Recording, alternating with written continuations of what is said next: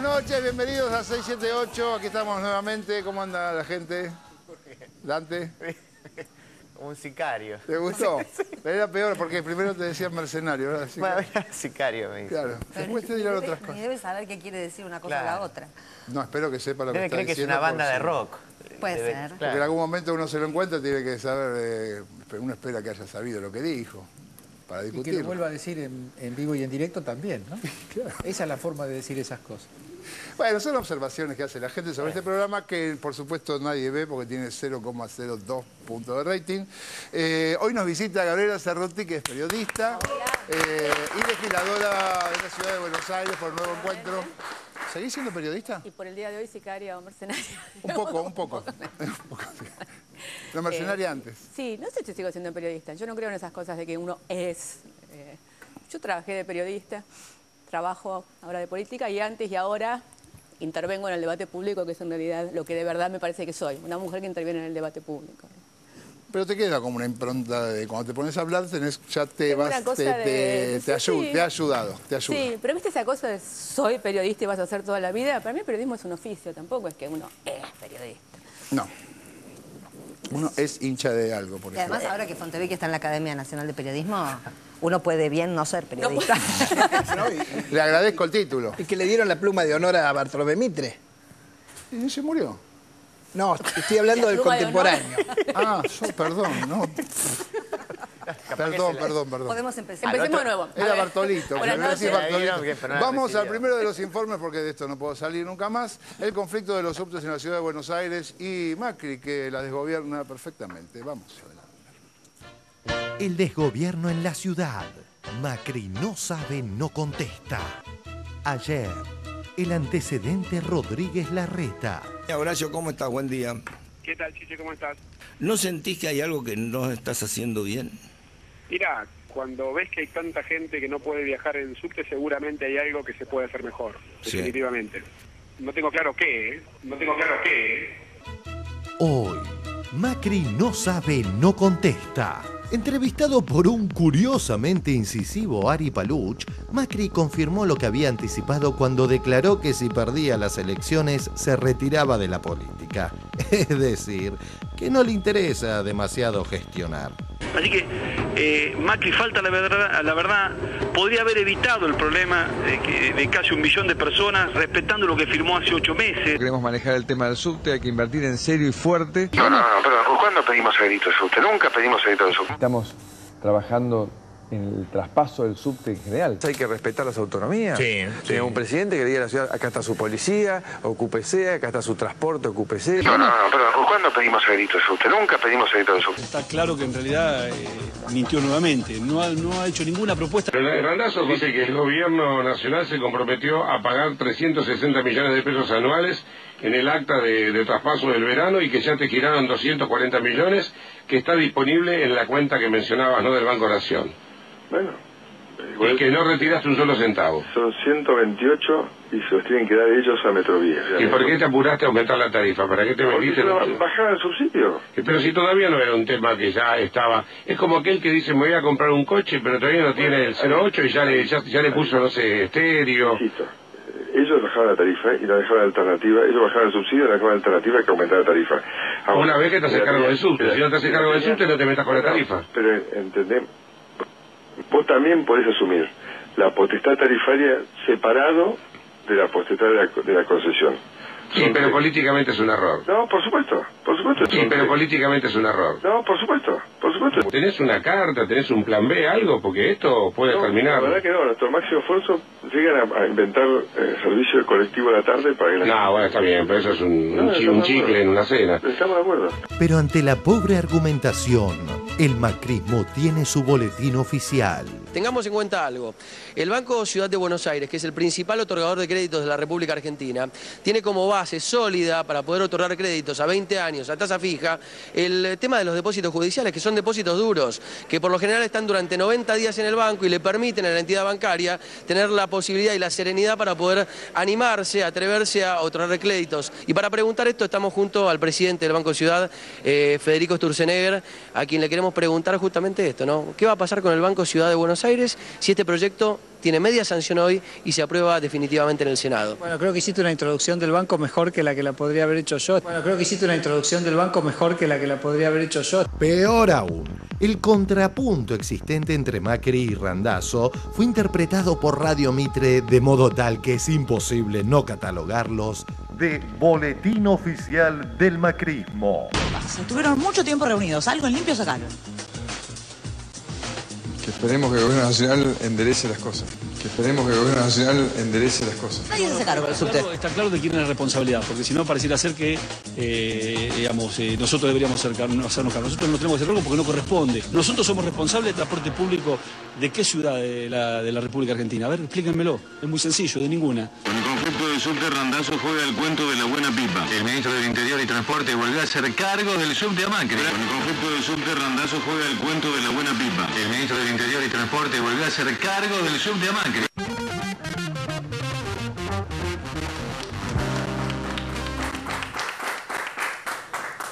Cerruti. Ay, Dios. ¿Qué?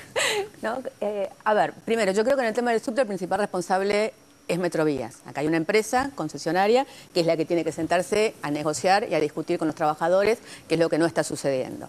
Dicho esto, digo, hay un gobierno que es el responsable del subte, que es el que tiene que obligar a esa empresa a sentarse a negociar, que es el que tiene que garantizar el servicio, que es el que tiene que quitarle la concesión a esa empresa si esa empresa no cumple con lo que tiene que cumplir.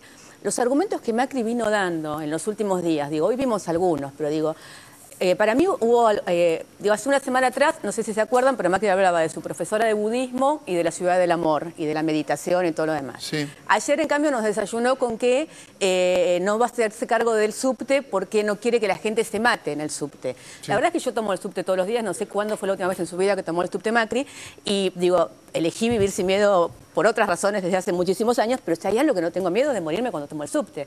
Digo, es mucho más compleja la ciudad de Buenos Aires en su tránsito, en sus calles, en otra cantidad de situaciones que hay que en el subterráneo. Pensar que la gente que sube a un subterráneo cree que se va a morir es hacer algo que tiene que ver con una política claramente de los totalitarismos, que es tratar de gobernar con el terror y metiéndole miedo y metiéndole terror a la gente. Pero no contento con esto, hoy cambió de argumento y lo que nos dijo es que en realidad él no va a transar con una empresa, que le pasen a una empresa que está quebrada. Primero, Subterráneos no está quebrado, pero además, con razón, no se presentó en el 2003. Porque la verdad es que este señor solo se presentaría a la candidatura presidencial de un país que esté en el momento de su apogeo económico, con todas las empresas bárbaras, con pleno empleo. Digo, por eso se quiere presentar en el 2015, porque el país que quiere gobernar en el 2015 es el país que está quedando como está quedando después de estos años de gestión de este gobierno. A mí me parece que ya la irresponsabilidad de Macri no hay mucho más que decir.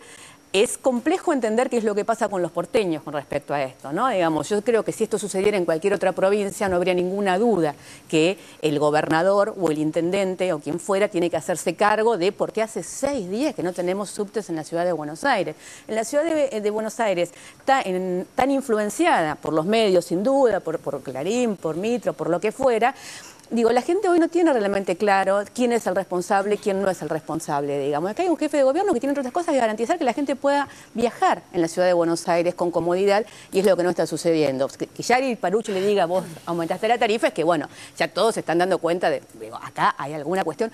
Hoy una jueza lo obligó al gobierno de la ciudad a sentarse a negociar. Algo que, digo, dejemos la cuestión del traspaso. Como mínimo, un jefe de gobierno que tiene semejante conflicto en su ciudad, que tiene semejante caos en su ciudad en los últimos 6 días, lo mínimo que tiene que hacer es ver qué ámbito ofrece de negociación para que eso se solucione. Esto lo obligó a una jueza a hacerlo porque él no era capaz de hacerlo por sí mismo, y así todo no se pudo avanzar todavía demasiado. Yo quiero, digo, con esto cierro, con el tema del Banco Ciudad, yo no estoy de acuerdo con el proyecto que se votó ayer, pero no estoy de acuerdo por otra razón que por las que dice el macrismo. Porque yo creo que la justicia nacional tiene que pasar, como dice la Constitución y como dice la ley Cafiero, a la ciudad de Buenos Aires. Ahora, Macri quiere los fondos de la justicia nacional, pero no quiere la justicia nacional, porque el año pasado ya se votó en el Congreso de la Nación un proyecto del senador Filmus, el traspaso de una cantidad de competencias penales. Tenemos que aceptarlas, para esto Macri tiene que mandar el proyecto a la legislatura y todavía no lo hizo. Macri solo discute de plata, o sea, quiere la plata de la justicia nacional, pero no quiere la justicia nacional. De verdad lo que tenemos que reclamar es la autonomía. Esto es subtes, justicia nacional, y no solamente plata y subtes que funcionen como tampoco sé como en cualquier país, porque esta cosa de seguir diciendo que en todos los países todo funciona bien y acá, digo, no es cierto que los subtes funcionen tan distinto que en muchas ciudades del mundo. ¿Es verdad que Macri se reunió con legisladores de la oposición para preguntarles qué se les ocurría con respecto al tema de los subtes? Mira, en la Ciudad de Buenos Aires está sucediendo, las alianzas y los acuerdos en la Ciudad de Buenos Aires son cada vez más complejos. No se reunió con todos los legisladores de la oposición, se reunió con un grupo de legisladores de la oposición, entre los cuales obviamente no está el kirchnerismo, no estaba el Nuevo Encuentro, no estaba el Diálogo por Buenos Aires. Sí invitó a Buenos Aires para Todo, el grupo que lidera Flavio Bastero en la legislatura, que lidera Claudio Lozano de alguna manera, que decidió no ir porque sintió algo que sentimos todos, que es Macri le reclama una reunión a la presidenta y cuando cita a las fuerzas políticas de la Ciudad de Buenos Aires, cita a todas menos al kirchnerismo. Entonces la verdad es que es un papelón. Lo que no terminamos de entender es por qué algunas fuerzas, como por ejemplo el Proyecto Sur de Pino Solanas, que hasta hace un tiempo eran tan opositores en la Ciudad de Buenos Aires, cada vez más están en esta especie de coqueteo y de romance en una cantidad de temas con el macrismo. Han votado una cantidad de cosas en conjunto en la legislatura, fueron a la reunión esa y bueno, ahí hay como una cosa que no terminamos de entender, que tal vez sea sencillamente que están despistados, pero tal vez sea que haya algo más atrás, ¿no? Y desde la legislatura de la ciudad se puede hacer algo, digo, a ver, si esto es responsabilidad del jefe de gobierno y el jefe de gobierno no está tomando la responsabilidad, ¿no recaería sobre la legislatura tomar la responsabilidad de buscar alguna solución? Mira, de hecho, una legisladora es María José Lubertino, una legisladora del Frente para la Victoria, la que se presentó a la justicia y la que hizo que esto terminara en esta reunión, digamos, que fue el mecanismo que encontró. La verdad es que es muy poco lo que podemos hacer desde la legislatura. Digo, lo único que podemos hacer es tratar de convencer a los porteños que no lo sigan votando. Lo digo sinceramente y creo que es una tarea dificilísima que tenemos por delante, que Macri no tiene ninguna posibilidad de ser presidente, porque la verdad es que un tipo que dice que la única solución que tiene para ofrecerle a la ciudad después de 6 días de caos son 500 colectivos escolares.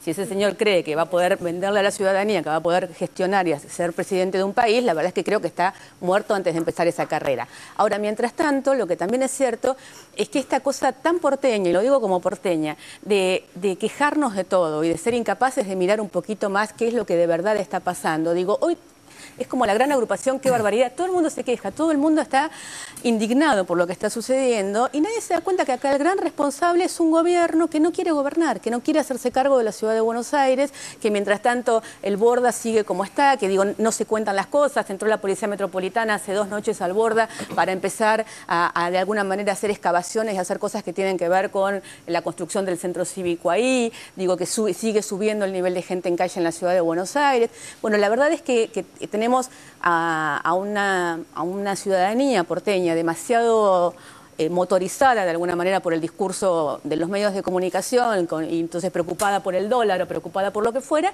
que no quiere ver qué es lo que está haciendo Macri en la ciudad. Moca. Yo quisiera referirme al momento en que empieza este gran enredo, que es el momento en que después de firmar el acta y ocurrido el accidente de 11 del ferrocarril Sarmiento, Macri decide no cumplir el acta que firmó. En su momento dijimos, y hoy está más claro todavía, que esto es un operativo político-mediático en el cual Macri es un instrumento secundario y de lo que se trata es de crear la clásica escena de caos. El gran perdidoso en esta escena, primero que son el millón de personas o 900.000 personas que no pueden tomar el subte, pero por detrás de eso que sigue siendo lo esencial, hay un problema que es el deterioro del tema de la autonomía.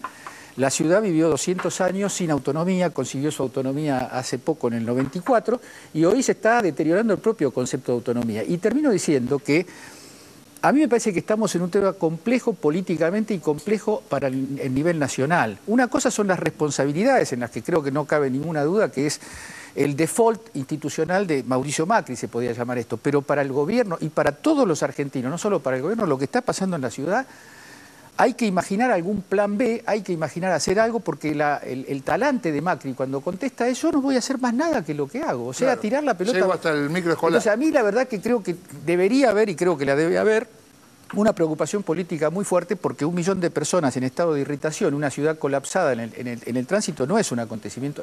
Una relación entre la capital y el país, una relación que históricamente ha sido dramática, no se puede tomarla livianamente. Creo que estamos en un problema de compleja resolución. Esto que acaba de decir Moca se une a lo que vos le preguntaste a Cerruti, por qué la legislatura no interviene. Si uno se aleja de esto y ve objetivamente, nota lo siguiente: ¿puede la democracia sufrir un conflicto semejante en que nadie sepa cuál es la responsabilidad? El gobierno nacional.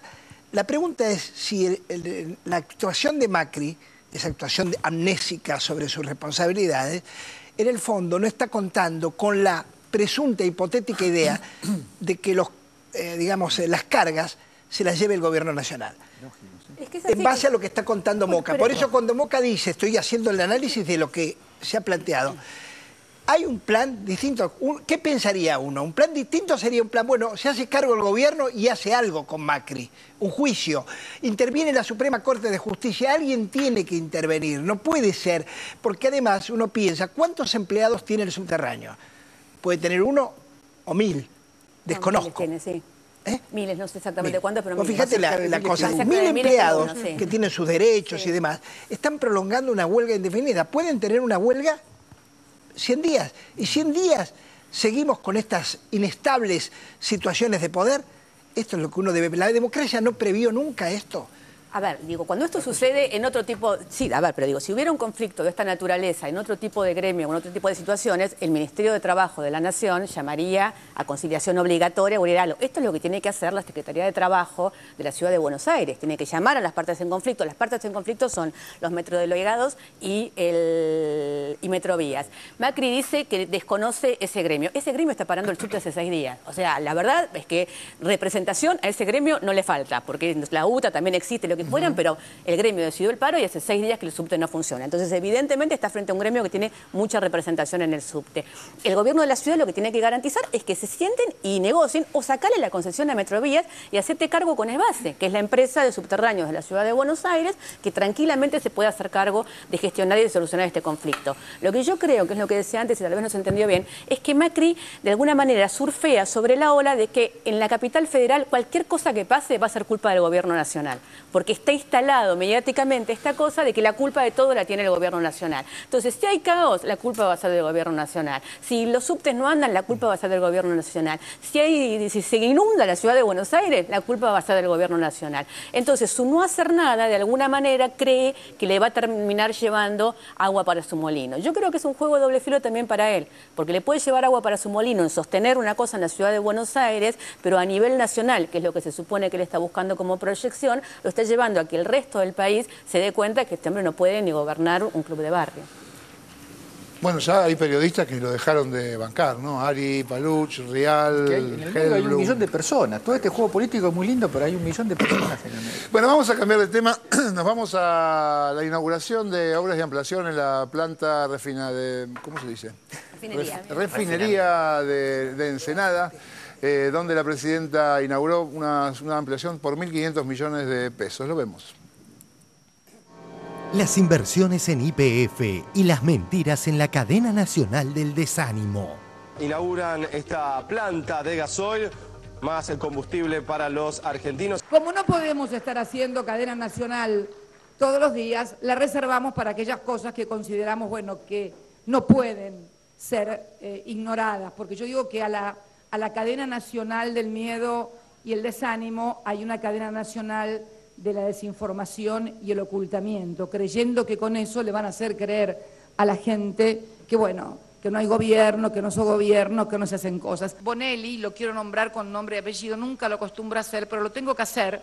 Cuando se llegó a YPF, se encontró que desde el año 2008, un familiar suyo, su mujer, y un socio, recibían por año 240.000 pesos en concepto de servicios que no sabemos si son periodísticos, seguramente de algún servicio deben haber prestado, y que han cobrado del año 2008 a la fecha 1 millón de pesos. En realidad, vamos a decirlo claro y concreto, desde que ingresamos a la compañía se pagaban por año aproximadamente 11 millones de pesos por año en periodistas, en publicidad no convencional. ¿Cuál es la publicidad no convencional? Obviamente no es la que ustedes ven por la televisión. Es facturas que se pagan como publicidad, pero la publicidad no aparece. Así que también hay un nuevo concepto, publicidad no convencional. La pagás, pero no aparece. Entonces, cuando uno ve estas cosas, cuando uno advierte estas cosas y cuando usted ve cómo manejan la información, yo digo que debería haber una ley en la República Argentina que obligara, así como nos obligan a los funcionarios públicos a declarar nuestros bienes, y está muy bien. El cuarto poder por lo menos debiera publicar de qué empresas reciben dinero, quién les paga, para que cuando leamos un artículo,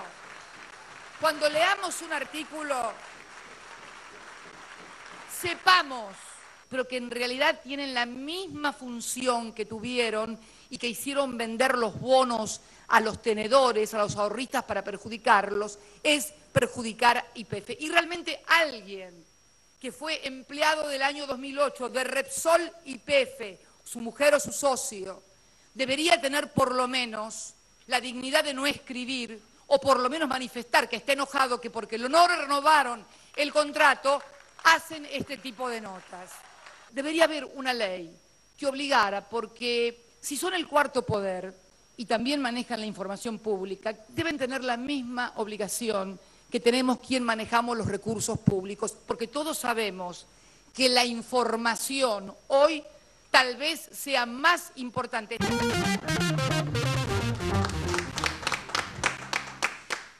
Bueno, ahora sí, aprovechemos que tu pasado de periodista. Qué fuerte, me impresiona un poco. Bueno, la verdad es que me impresiona y me encanta, lo tengo que decir, es así, digamos. Esta cosa de que se empiecen a decir las cosas por su nombre en este país es algo que a todos, por lo menos, me da cierto alivio, digamos. No hubo épocas en este país en que a los periodistas les pagaba la CIDE por sobres y qué sé yo, y que aparecían listas cada tanto. Y estas cosas nunca se discutían y nunca se hablaban porque generalmente los periodistas triunfaban en su capacidad de extorsión al poder. O sea, la tercera nota de Clarín en contra de, o le volvían a pagar, o echaban al funcionario, o... Digo, se encontraron ahora con un gobierno que evidentemente no se deja extorsionar, y a mí me parece... Y esto, la verdad que cuando uno lee las encuestas que salieron este fin de semana, creo, ¿no?, que son tan distintas a la percepción que se quiere transmitir, esta cosa de que la presidenta sigue teniendo el nivel de apoyo que tenía en el momento de las elecciones, y el nivel de optimismo de la gente sigue siendo el mismo y todo, pues sí, bueno, ¿qué es lo que está pasando? Es que la verdad es que una vez más, los medios no están viendo lo que está sucediendo, que es que este tipo de cosas a los argentinos, a las argentinas, nos dan mucha seguridad, nos dan mucha tranquilidad. Yo tengo la sensación de que estamos gobernados por alguien que está en todos los temas, digo, lo contrario de lo que sucede en la ciudad de Buenos Aires, alguien que está absolutamente en todos los temas, de todo lo que está sucediendo, y que tiene algo para decir y algo para proponer en cada uno de los temas. Yo no sé si es una ley de ética periodística, yo tengo mucha discusión con respecto al periodismo y al periodismo que se viene. Yo creo que La Nación hace poco tituló una nota que le hacían a Huffington, a la dueña del Huffington Post, encomillando que ella había dicho: estamos en la era dorada del periodismo. Y lo que ella había dicho era: estamos en la era dorada del periodismo porque, una vez más, como en el principio de los tiempos, lo que importa es quién tiene algo para decir y no quién es esa persona. Con el auge de los blogs y con el auge de las redes sociales, no importa quién es el que lo está diciendo, sino qué es lo que está diciendo. Y a mí me parece que hacia allá, hacia ese lugar está yendo la comunicación, donde algunos personajes que eran importantes porque eran tales y escribían en tal medio y por lo tanto podían extorsionar a un gobierno, van a dejar de tener ese tipo de poder. De todas maneras, también creo que la cadena del desánimo en algunos sectores, sobre todo urbanos, triunfa mucho, y a mí eso me impresiona. Yo vengo de estar con familia que vive en el exterior y hablar con muchos amigos que ahora por las vacaciones de invierno han viajado. La cantidad de argentinos que viajan al exterior, que viajan porque pueden, porque están mejor que hace unos años atrás, que llenan los aeropuertos, que ven esa Europa que está en estado de depresión, de melancolía. Tengo una amiga que vive en Inglaterra y dice que la discusión hoy es... todo el tiempo se está comparando toda la situación previa a la Segunda Guerra Mundial, con lo cual empezó a haber cierto temor de estos van a inventar una guerra mundial en cualquier momento para salir de esta crisis económica, y mi hijo va a tener 18 años y va a tener que ir a esa guerra. Esta es la discusión en Europa en este momento. Los argentinos van allá, escuchan esto, y entonces, ¿qué dicen de Argentina? No, Argentina está bien, pero en cualquier momento estalla. No, estamos bien, pero en cualquier momento nos toca a nosotros, en cualquier momento estalla. Básicamente porque es la información que están recogiendo en este tipo de mundo mediático que no tiene nada que ver con la realidad, ¿no? Con lo cual el combate es cultural y es cotidiano para que no nos venzan en esto, ¿no? Bueno, uno ahora también ve cuando aparecen estas cosas como la que contó la presidenta, por qué también se defienden de manera tan fuerte, ¿no? Porque tienen mucho que esconder. Sí, escucharlo, la verdad, es fuerte. Uno siente como se siente frente a una especie de tabú, porque en realidad estas cosas las supimos siempre, que hay periodistas, sobre todo del área económica, que hacen newsletters o que son consultores de empresas y que... Y son informes como cartas, hojas de periodismo institucional que se hacen para las empresas, pero que en realidad no es ese el servicio que le puede importar a una empresa como YPF, un newsletter hecho por un periodista. Se contratan otros favores, en realidad. O sea, te contratan para que le mandes una información en particular a esa empresa. Yo como periodista... Conozco casos de periodistas que no son los más conocidos de TN y que, por ejemplo, pero que trabajan en TN, que hacen cámara en TN, a los que reciben, digamos, dinero de empresas, por ejemplo, de telefónicas o de electricidad, porque si hay alguna denuncia sobre la empresa, ellos saben que tienen como una desmentida ya asegurada. Son como comentarios de gentileza que se hacen. Y lo hacen, lo han venido haciendo siempre. Entonces, pero no son ni sicarios ni mercenarios. No son ni sicarios ni mercenarios esos, digamos, de los que le molestan a Pergolini. Esos no. Ahora, me parece que hay que contextualizar también por qué sale esta información. Y yo creo que tanto la cadena nacional como esta información, que repito, es saberlo, hasta decirlo es violento. Pero más violento es hacerlo. Y más violento es escribir una seguidilla de notas como las que mostró hoy la presidenta sobre rumores acerca del presunto alejamiento de Galucio de la gestión de YPF, que como relataba hoy la presidenta, eso no es gratis, eso contribuye a limar la imagen de una gestión. En el momento en el que YPF se está abriendo inversiones extranjeras, los rumores sobre que hay peleas internas, que hay divisiones internas y que la gestión de Galucio está por terminar, evidentemente frenan las inversiones. Es decir, lo que Bonelli trata de hacer es daño y lo que está haciendo la presidenta es defender su gestión, lo cual me parece que tanto la cadena nacional, para decir las cosas que bloquea el cerco informativo, como esto, me parece que es en defensa propia y en defensa colectiva también. Sí, yo pensaba... Esta crítica, en este caso puntual a Bonelli, es parte de la... Alguna vez lo comenté acá también, digamos, de lo que me parece que es una crisis de representación, en este caso del periodismo. Es decir, ¿no?, que a diferencia de la crisis de representación de la dirigencia política en los 90, hoy tenemos esta otra crisis de representación. Ahora, a su vez, como decía Gabriela, uno puede pensarlo como un fenómeno mundial, en el sentido de que las nuevas tecnologías aportan nuevas voces a través de blogs, de redes sociales, etcétera. Aparecen nuevos emisores o nuevos canales de información. Pero también lo que sucede, creo que a veces sobredimensionamos, el papel que están cumpliendo, por ejemplo, las redes sociales. Hoy en realidad las redes sociales acaban multiplicando muchas veces la información de los medios tradicionales. Lo que uno ve en Twitter es la repetición de lo que está pasando, por ejemplo, ahora en televisión, ¿no? Entonces, finalmente, las redes sociales a veces terminan concentrando mucho más todavía la información y acaban haciendo a Clarín mucho más hegemónico de lo que era antes, ¿no? Entonces digo, por eso me parece importante, volviendo incluso a lo que charlábamos semanas atrás, hay una forma de comunicación especial, digamos, que no es esta de las redes sociales y que es la de la cadena nacional. Y que hoy mismo Cristina decía, lo digo por acá esto porque si no nadie lo va a repetir. Sí, claro. ¿No? Y es la única manera de poder transmitir algo, ¿sí?, y de poder mostrar en este caso un ejemplo de lo que es la crisis de representación periodística. Bien, nos vamos a un informe sobre el ajuste a la educación en la provincia de Buenos Aires y Clarín, que pasa de macrista a sciolista muy rápidamente. Lo vemos. Todos los días, pagando con tu tarjeta de compra Argenta, tenés entre 10 y 15% de descuento y hasta 40 cuotas en supermercados. Infórmate en www.anses.gov.ar. Es tuya, es Argenta. Ajuste a la educación en la provincia de Buenos Aires. Clarín, de macrista a sciolista. Tras el episodio Aguinaldo, el gobierno de la provincia de Buenos Aires decidió ajustar en el rubro educación. Diarioregistrado.com, provincia de Buenos Aires.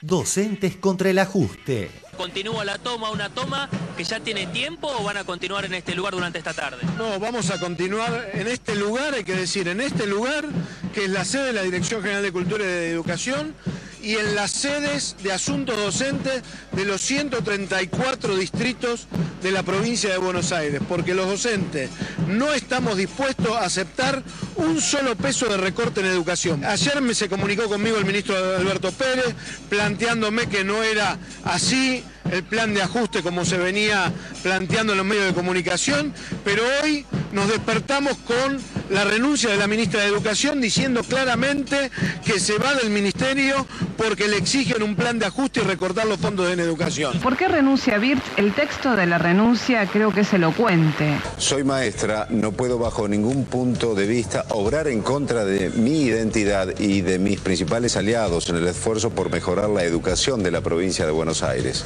Que de un día para el otro le exijan un recorte, ajuste o como se lo quiera llamar, al área de educación de una provincia representa una época que Argentina no debería volver a vivir nuevamente. Según la lectura que se deja trascender del texto de la renuncia de Silvina Birtz, implica un ajuste a la partida personal, que es más del 90% de los recursos del presupuesto educativo de la provincia de Buenos Aires. Lo que no le vamos a permitir es que recorten en suplencias, que no nombren suplentes en las escuelas, que no nombren directores, que no nombren equipos de orientación escolar, bibliotecarios, que no paguen los comedores escolares, que no inviertan en infraestructura escolar. Eso es lo que no vamos a permitir. El gobernador evidentemente está muy decidido a avanzar con el tema de achicar los costos de las licencias y por eso nombra a otra persona. El detonante de la renuncia fue la designación de Luciano Di Grecia, que estaba en la Secretaría General de la Gobernación. Lo que le decían estos sectores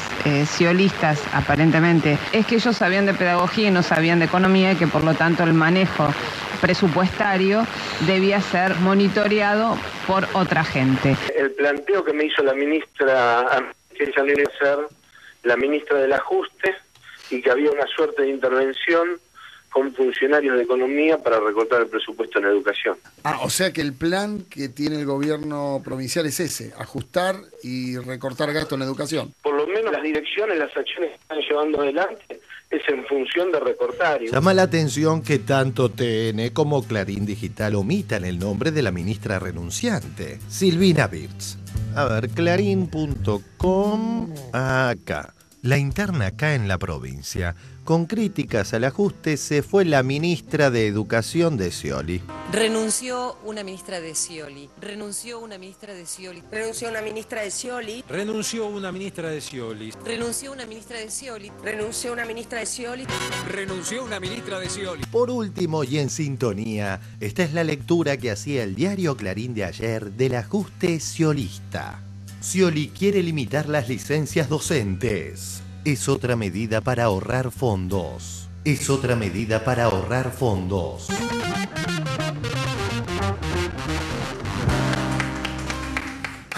Bueno, Tato Boles decía, si es para ahorrar está bien. ¿Se habrán tomado de ahí? Qué raro, ¿no? Qué raro la sintonía de cosas que suceden en la provincia de Buenos Aires con Scioli y con Macri acá. Ahora está el rumor en la ciudad de Buenos Aires de que parece ser que el próximo ministro de Educación, que si yo sería Andrés Delich, digamos, un joven educador, que como todos sabemos perteneció en su momento al gobierno de la Alianza, que tomaba este tipo de medidas, esta idea de que eficientizar es meter a la economía por encima de la educación, por encima de la salud, por encima de la política, digamos, ¿no? Y de que en realidad no son decisiones políticas las que hay que tomar para garantizar la salud, la educación y el bienestar económico de la población. ¿Hacia dónde va Scioli, no? Esa es la pregunta que todos nos hacemos, que todos nos preguntamos. Digo, si tiene una política tan diferente a la del gobierno nacional con respecto a dónde van los recursos, si tiene una política tan diferente al gobierno nacional en cuanto a la seguridad y en cuanto, digo, lo que está sucediendo, no hace falta decirlo, mañana la Comisión por la Memoria, la semana que viene, presenta el informe sobre la tortura en las cárceles de la provincia de Buenos Aires, que no empezaron con Scioli, pero que no se solucionaron durante todo este tiempo de gobierno de Scioli, que han sido negadas sistemáticamente por por este gobierno. Ahora, un proyecto que es tan diferente en la provincia de Buenos Aires, en la mayor provincia del país, con lo que está sucediendo y con los lineamientos del gobierno nacional y con los lineamientos del proyecto nacional. Digo, yo entiendo que el peronismo es amplio y cabe mucho, y esta es la historia del peronismo y esta es la historia sin duda también del kirchnerismo, pero ¿hasta dónde va a llegar esto? ¿Hasta qué punto esto no se va a poder en algún momento encarrilar de manera tal que si Scioli sigue diciendo todas estas cosas con respecto a su lealtad con respecto a la presidenta, con su lealtad con respecto al proyecto, cree que puede seguir llevando adelante? Hoy había una cantidad de chistes en todos lados con respecto a quién era la... Pero tienen que ver con Scioli, ¿no? A ver si la próxima ministra iba a ser uno de los Pimpinela o si la ministra iba a ser, digamos, ¿no? Porque uno siente que ese gobierno de Scioli tiene tanto que ver con el menemismo en su momento, o yo que soy porteña te siento que tiene tanto que ver con el gobierno de Macri, sin duda, ¿no? ¿Cintia? Sí, las paradojas de Scioli. Tomo lo que decís, Gabriela, porque justamente ayer hablando con Alejandro Mosquera, que es el secretario de la Comisión por la Memoria de la Provincia de Buenos Aires, Scioli tuvo un buen gesto. Scioli recibió por primera vez en 2 años el informe anual de la Comisión por la Memoria que investiga las torturas en las cárceles. No solo eso, sino que por primera vez se va a reunir con la familia de Luciano Arruga, el chico desaparecido, en una comisaría. Eso marcaba una impronta positiva en el camino de Scioli. Y por otro lado, hace este recorte presupuestario, anuncia este recorte presupuestario. ¿Esta reunión, perdón, cuándo fue? Esta reunión fue en estos días. Ahora. Ayer fue la reunión, que se va a dar a conocer cuando se presente el informe de la Comisión Anual por la Memoria. Que Scioli no haya recibido la comisión sin su ministro de Seguridad, Casal, no estaba Casal, es un gesto que esta gente de la Comisión por la Memoria valoró. Que por primera vez reciba a la familia de un torturado es un gesto para la policía bonaerense. Y por otro lado, hace lo que Baradel ya venía anunciando cuando se recortaba el tema del aguinaldo fraccionado. Baradel decía, ¿qué va a pasar después con los sueldos? Si no puede pagar el aguinaldo, ¿cómo va a pagar los sueldos? Anunciaba de alguna manera este ajuste que se le viene. Pero por otro lado, con el revalúo inmobiliario, las exenciones al revalúo inmobiliario de las tierras más ricas del mundo y de la Argentina fueron tan amplias que el 60% no va a pagar más, el 60% propietario de esas tierras no va a pagar más o no las va a pagar directamente al revalúo inmobiliario. Es una incógnita, ¿no? La renuncia de Silvina Vir tiene el mérito de poner en escena una crisis política de la relación entre el kirchnerismo, digamos, la fuerza de apoyo efectiva del gobierno nacional, y fuerzas que todavía se mantienen en el interior de una alianza gestada en momentos muy diferentes. Digamos, la alianza de Scioli con el kirchnerismo está entrando en una zona crítica y creo que está en manos de Scioli y no en manos de ningún otro la solución de este problema. Sumando a lo que decía Cintia, también le sacó el Coprocede, cerró el Coprocede, la comisión que se encargaba de la seguridad en el fútbol, que era un centro de grandes negocios no precisamente limpios. Y sacó al ministro Casal de las atribuciones en relación a la seguridad deportiva. Pero se ve que cuando de lo que se trata es de manejar recursos y de cobrar impuestos y de los revalúos y de la relación con las grandes corporaciones, Scioli tiene un problema de diferencia con el kirchnerismo que no se reduce a la ambición de la sucesión presidencial, sino que está en su lógica de cómo se hace política y de dónde salen los recursos para gobernar. Que no es la lógica de la no confrontación como apareció hasta ahora, en realidad, sino de con quién confrontar. Macri no quiere, Scioli, perdón, no quiere confrontar con los sectores más pudientes, pero inevitablemente está eligiendo confrontar con los sectores más vulnerables. Esa asociación que hiciste y que es justificada, porque yo estaba pensando en ese análisis que están haciendo ustedes, estaba pensando Ciudad de Buenos Aires, autónoma con un gobierno opositor, provincia de Buenos Aires, la más importante del país desde el punto de vista cuantitativo, también de algún modo disidente con el gobierno nacional, y estoy pensando cómo tiene que fortalecerse un gobierno, el gobierno nacional, respecto del todo, si tiene estos dos focos de disidencia tan importantes. Es la primera vez que ocurre una cosa así, me parece, en la Argentina. Una ciudad importantísima desde el punto de vista del poder económico y del poder de influencia social y digamos, y mediática, y la provincia más importante por todo lo que acaban de decir, están en una situación de tensión, uno de divorcio total y otro de tensión con el gobierno nacional. Sí, pero... ¿Cómo lo va a resolver? No lo sé. A ver, ustedes... Es que yo creo que la gran diferencia entre, o la gran semejanza entre Scioli y Macri es algo que sin duda fortalece mucho al gobierno nacional, que es que Scioli es Scioli y su imagen en los medios, y no tiene ningún tipo de construcción política, ni la base social, ni la base política de la provincia de Buenos Aires responde a Scioli, sino que responde efectivamente a la presidenta y al proyecto nacional. Entonces, esa confrontación en realidad tampoco es tal, porque digo, la base política y la base social de la provincia sí tiene que ver con el proyecto. Yo lo que creo con respecto a las menciones de esto del tema de Arruga y todo, es que hay que tener mucho cuidado porque Macri es capaz de hacer las mismas cosas. Pero cuando el tema de derechos humanos, el tema valores de alguna manera, se convierten en cosmética para que no se note tanto que sos de derecha, es más grave todavía que cuando uno es claramente de derecha en todos los temas. Macri es capaz de tener actitudes que parecen progresistas con respecto a temas que de alguna manera ya no se discuten en la sociedad argentina, digamos, ¿no? Pero el tema de derechos humanos ya es un tema que atraviesa transversalmente a todas las fuerzas políticas. Entonces, hay muchas veces en que yo en Scioli lo que veo es que toma actitudes que de alguna manera parecen contactar con el proyecto nacional, sencillamente porque es la manera de hacerle cosmética a aquello en lo que es completamente diferente, que tiene que ver con lo que decía Sandra. Si hoy hay crisis económica en la provincia de Buenos Aires, en el momento de mayor crecimiento económico del país, es porque no se toman las decisiones económicas que hay que tomar sobre los grupos de poder con los que hay que confrontar.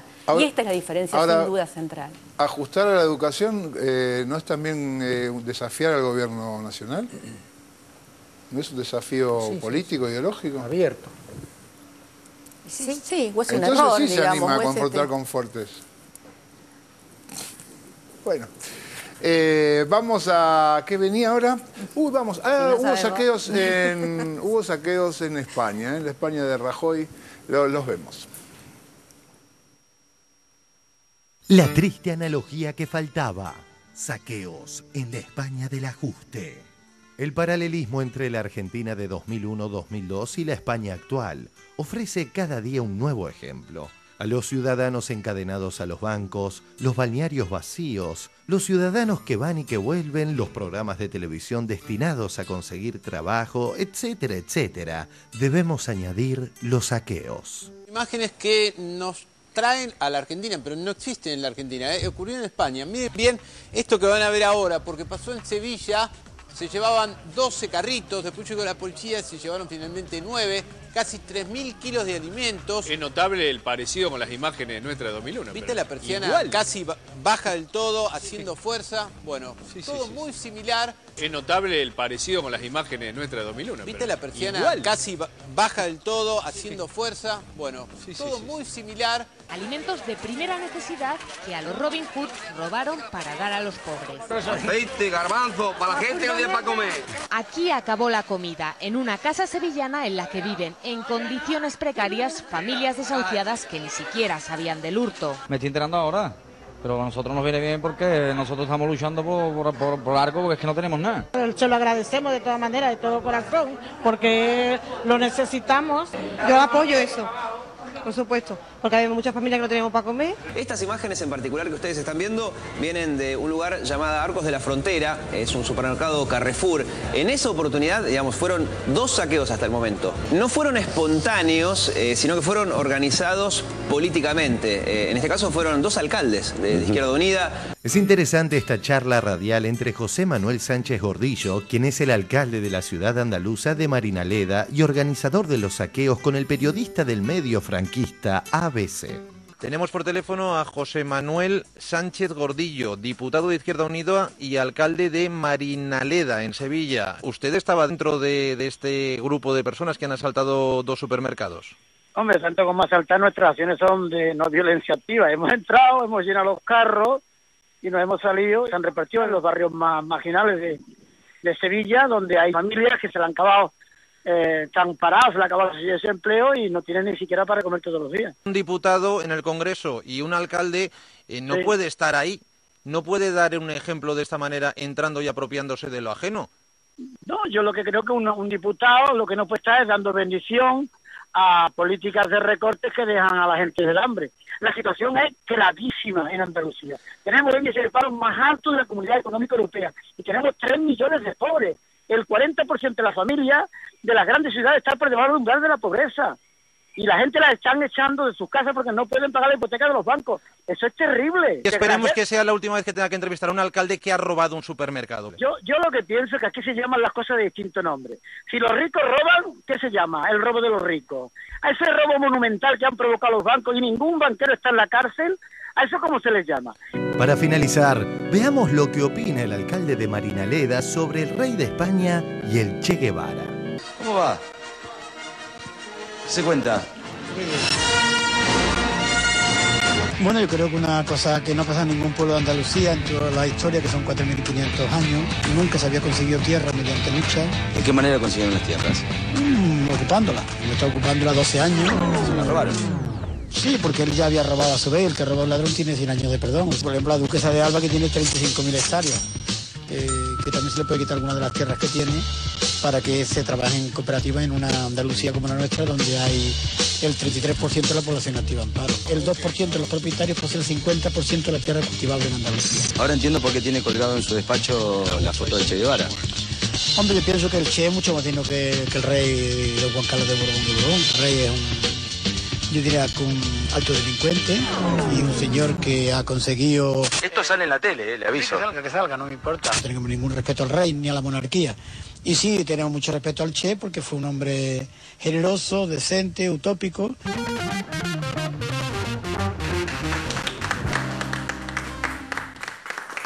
Cintia. Se viene en España una reforma del Código Penal grave, profunda, lo está proponiendo el Ministerio del Interior, el próximo otoño europeo va a entrar al Parlamento, propone nuevos tipos penales para conductas que alteren la paz social, prisión preventiva como medida cautelar, un nuevo delito que es la violencia urbana y amplía la pena para lanzamiento de objetos contundentes, por ejemplo. O sea, todo lo... Sí, es increíble, sí. Todo, líquidos, uso de explosivos, está bien, líquidos inflamables y lanzamiento de objetos contundentes. Y esto está relacionado con una violenta represión que hay en las protestas sociales que están en España, sobre todo en Barcelona, donde hay gente, por ejemplo, que ha ido al hospital directamente. Los medios, por supuesto, no están publicando esta información, para variar. ¿Sabes algo de Gordillo? Porque creo que tiene orden de captura, no lo habían todavía apresado, hasta lo que supe esta tarde. Sí, hay una porque mandaron ahí. a meterlo preso. Orden de captura. Hay una pregunta clásica que es la cuestión del derecho a la resistencia, digamos. ¿En qué condiciones podemos justificar eso? Obviamente no me piden a mí la respuesta, pero digo, ahí hay una cuestión. Si se justifica en esta situación una violación a la propiedad privada, digamos, como lo planteaba el periodista de ABC, o hasta qué punto eso se justifica una ocupación de tierras, en este caso, como decía él, bueno, robadas anteriormente. Es una interesante discusión. No, lo interesante es que lo hace un diputado, digamos, es muy diferente a nuestros saqueos que fueron espontáneos, fue lo que estaban ahí, bueno, espontáneos más o menos, ya sabemos, pero era del barrio, la gente del barrio que se metió, y esto era un diputado que tomó una decisión política, ¿no? Bueno, pero es que también la humanidad va aprendiendo de la propia historia, y seguramente la Argentina del 2000 y de 2001, en cuanto a movimientos sociales y organización social y todo lo demás, ha dado algunas lecciones y ojalá les llegue pronto su 2003, ¿no? Digamos, la verdad que con el cariño y la sensibilidad que uno tiene para los españoles, para los italianos, para todos ellos, ojalá salgan de esto rápido y les llegue rápido su 2003. A mí, de todas maneras, no deja de asombrarme porque estas situaciones se repiten en España, se repiten en menor medida en Italia, se repiten en Grecia, se empezaron a repetir en Gran Bretaña y en Inglaterra, y la sensación que tengo de la burbuja en la que viven los que se quejan de la situación en la Argentina, digamos, ¿no? Eso no deja de asombrarme permanentemente, digamos. Uno solo mira un poco lo que está sucediendo en el mundo y no puede menos de pensar, bueno, nada, aguantemos todos juntos, porque si llegamos hasta acá, aguantemos todos juntos a que pase esto que está pasando en el mundo y que no nos toque. Uno tendría que sentir una sociedad solidaria, bancando lo que tenemos y defendiendo lo que tenemos, y que hasta acá hemos llegado y que por suerte todavía no nos ha llegado esa marea que está realmente pasando muy mal a muchísima gente. El mes atrás hablaba con una familia en interés, estaba discutiendo, han puesto un impuesto muy grande a la segunda propiedad. A mí me parece bárbaro. Y no lo discuten. Entonces, o sea, las discusiones son otras, es cuánto se han robado los bancos y qué sé yo, pero ahora el que tiene una propiedad casi no paga, el que tiene una segunda propiedad paga por año casi lo mismo que por la primera propiedad que tiene. Y no entendían la discusión de acá de Moyano con el tema de las ganancias, no lo entendían. O sea, allí quien gana más de 1.000 euros, que son los 6.000 pesos argentinos, paga un montón de plata a fin de año en impuesto a la ganancia. Y en realidad la discusión es cómo hace el Estado para sacarnos de esto y cómo hace el Estado para de alguna manera solucionar esto. Entonces, mi sensación es, o escuchándola recién a la Presidenta, no sé si lo dije claramente en la intervención anterior cuando la escuchaba, es esta sensación de que estamos gobernados por alguien que está a cargo y un país que está tranquilo, que está bien, que está peor que el año pasado porque nos está tocando de alguna manera la crisis internacional. La gente que todavía no entiende que esto es lo que tenemos que defender es algo que no me entra ni como periodista, ni como diputada, ni como ciudadana, ¿no? Digamos, pero ahí falla el acceso a la información. Porque cuánta gente hay que no tiene la menor, no puede linkear lo que está pasando en Europa con el distrito de Buenos Aires o la provincia de Buenos Aires pidiendo endeudamiento externo. No lo pueden linkear, le faltan herramientas de contexto.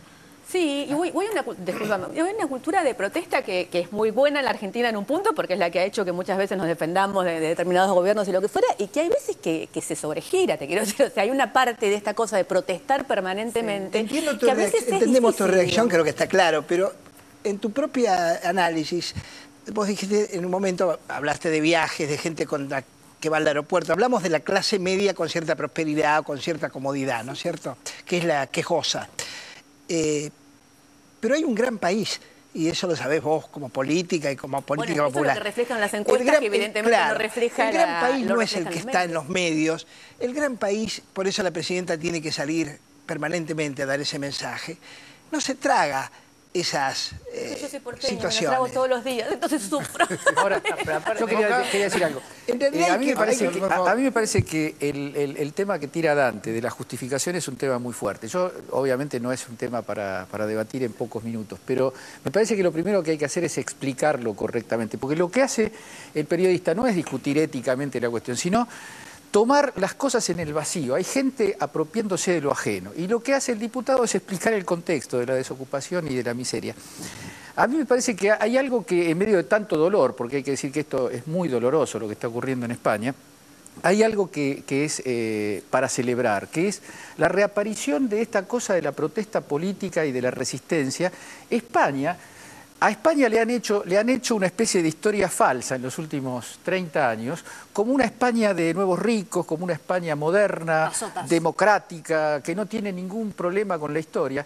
España tuvo centenares de miles de muertos en una guerra civil, y este espíritu de la resistencia española, de la resistencia que fue antifranquista y que hoy es antineoliberal, hay una reconstrucción de identidades populares muy profundas que por supuesto conviven con el riesgo muy grande de que, como insinuaba Cintia con esta información y que todos vamos conociendo, sobre el tema de la persecución y la represión que se está viendo, existe la perspectiva de un florecimiento de una España nueva, y también la amenaza de la peor España vieja está ahí latente, ¿no? Sí, claro. Sí, yo una cosa que seguramente discrepo con Edgardo, ya 2 o 3 programas que ahí nos cruzamos con eso, pero es la cuestión de si vale la comparación, digamos, entre lo que está pasando, por ejemplo, en España y en Argentina. Lo digo más fácil, me parece que no es lo mismo un pobre de España hoy que lo que era un pobre en Argentina en 2001. Es decir, me parece que España no tocó su piso todavía, ¿sí? Por eso creo que varias veces habíamos discutido con Edgardo la cuestión esta de cuánto podía aguantar el estado de bienestar.